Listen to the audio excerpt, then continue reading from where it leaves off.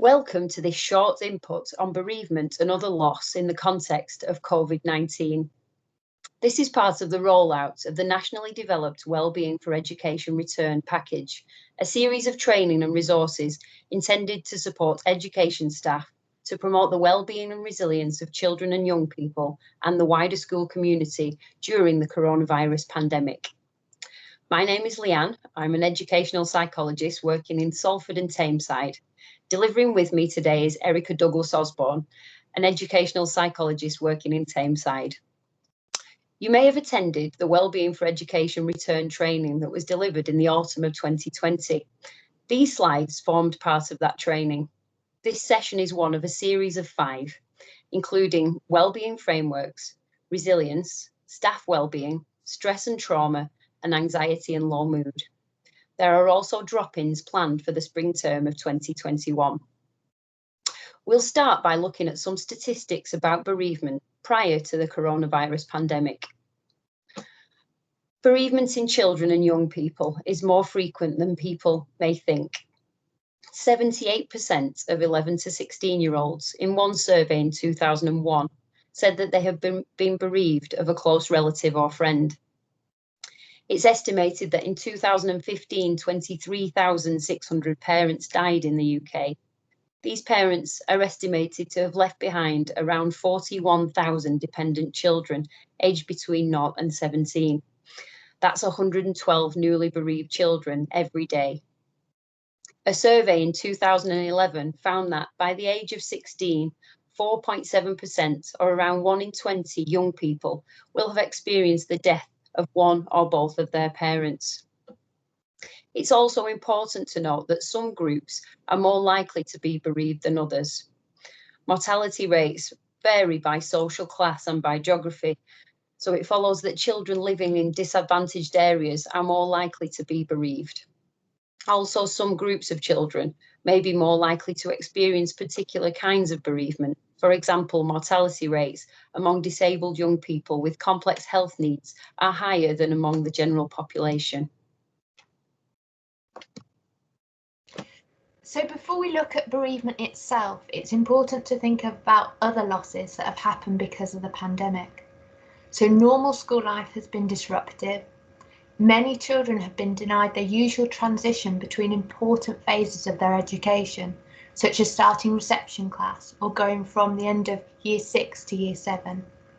There's loss of family contacts, missing hugs, missing support, sporting activities which have been restricted. Some children have had periods where they haven't seen their friends for months. And some parents and carers would have lost their jobs, so real financial implications for our families. So now if we think about bereavement and the way that it's been impacted on because of the pandemic, so there might be stress of caring for relatives in the home who may not want to go to a hospice or a hospital for end-of-life care, and then in turn the whole family have to shield. Issues when someone may have died at home, especially when it wasn't planned for. And then on the other hand, the pain of not being able to visit someone in hospital, not knowing what's happening to them when they're dying, and not being able to say goodbye or attend a funeral. And some of these things are really important for helping us to accept the reality of death. Not being able to carry out faith rituals or cultural preferences because of physical distancing measures, and not being able to get together with wider friends and families. Often bereaved children can feel set apart from their peers, so the combination of bereavement as well as the lockdown can really exacerbate this. It's also important to remember that children might be bereaved because of causes other than COVID-19. And lastly, it's important to think about children who may have previously gone through bereavements, and because of what's happened, all the feelings might be coming back to them. If we look on the right-hand side of the slide, it talks about actions. As it mentions the EPS bereavement guidance, which you can contact us to get hold of. Within this guidance, it talks about the importance of schools and colleges asking families to alert them if they've had a bereavement. And this is about making a general request, for example, through their website, rather than having to ask parents to tell you individually. It's important to speak to parents and carers about if there has been a bereavement so that everyone is able to work together. By ensuring joining up working, we can support each other using relationships, connecting together, and that's really beneficial. I worked in a school a long time ago when a head teacher had a really good relationship with a family. Unfortunately, there was a family bereavement, but I remember the school telling me later on that the head teacher turned up with a bunch of flowers on the doorstep, and that just meant the world to them. It's about being open, responding flexibly, and knowing that each circumstance is unique. We also need to consider the groups in our settings that might be more likely to be exposed to loss and how we support them. In a bit, Leanne is going to talk about the 5 R's and how we might need to consider those as well.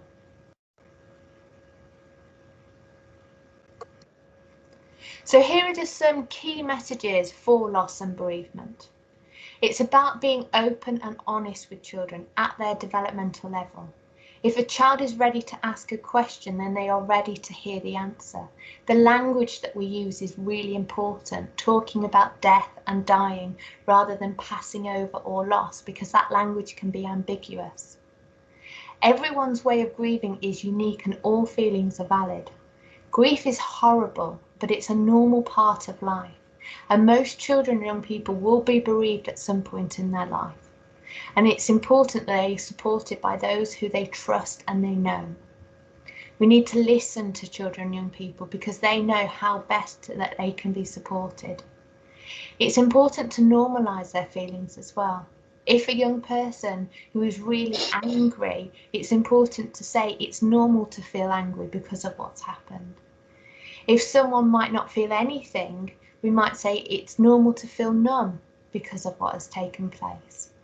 Because the feelings of grief can be so overwhelming, it can make it more bearable when you think that somebody else feels the way that you do.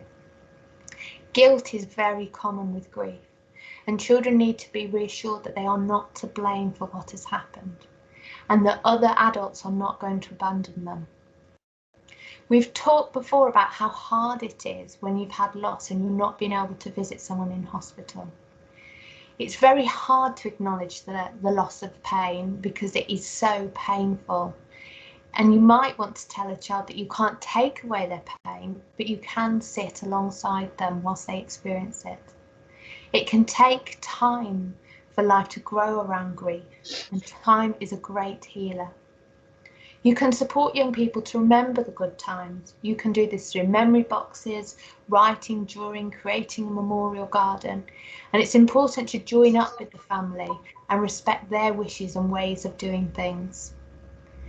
And remember, most children who are bereaved don't need counselling. But if deaths have been traumatic in difficult, complex circumstances, then you may wish to draw upon specialist support.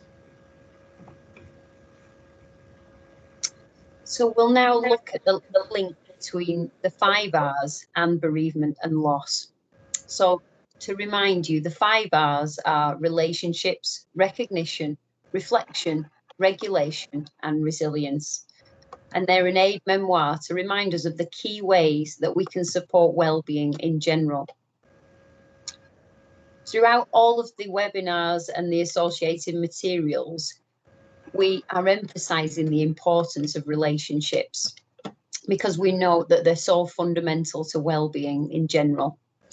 Following a bereavement, it's really important to reach out to families, also to the community and to the professionals that you already work with, drawing upon those existing relationships and the strengths within them.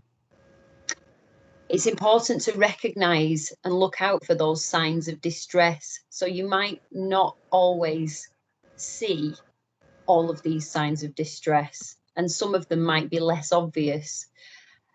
Risky behaviours might not immediately be thought of as grief related, and it can be hard to make that link.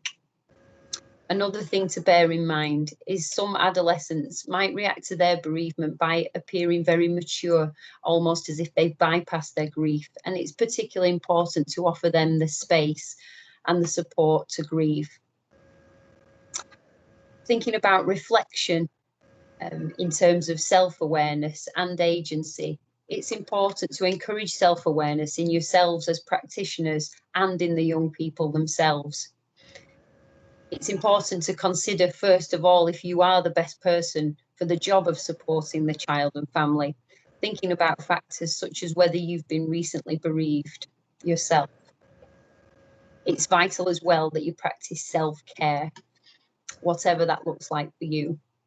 And as Erica has emphasised, following the lead of the child and family that's been bereaved to support them in their own way.